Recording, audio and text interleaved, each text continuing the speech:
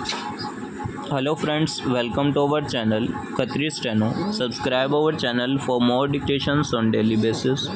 Get ready for the dictation.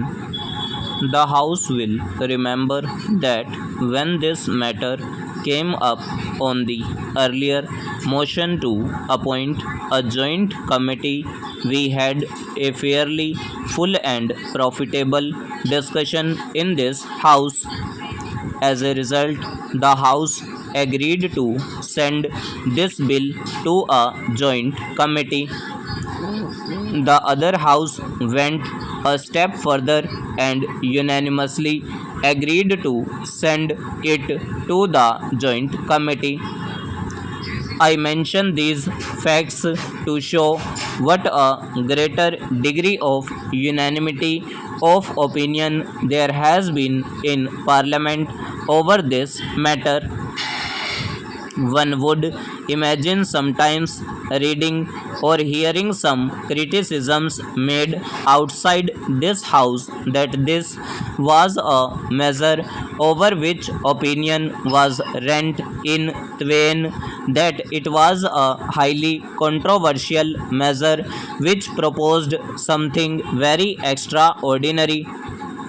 Yet, when one comes to see what has actually happened in this house or the other house, one finds that the persons who are most intimately connected with this matter, in the sense that they are considering it directly, members of the two houses who have listened to arguments for and against, have come to one broad conclusion in favor of this amendment of the Constitution. This should be remembered because an attempt is made outside Parliament, of course, to create a contrary impression. I am not saying anything secret when I say that the proceedings of the Joint Committee were remarkable for their cooperative approach to this problem. It was an understanding approach and a near unanimous approach.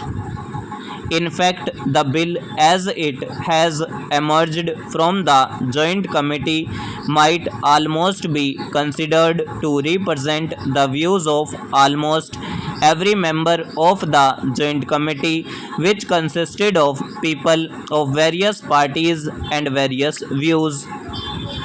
After the report of the Joint Committee was prepared and passed in this cooperative manner by almost every member of the Joint Committee, some minutes of dissent have been received. The minute of dissent by my friend has been measured a longest minute in which he has quoted from high legal authorities, apart from that fact that he is himself a high legal authority. First of all, we must bear in mind exactly what this bill is and what this attempt to amend the Constitution is.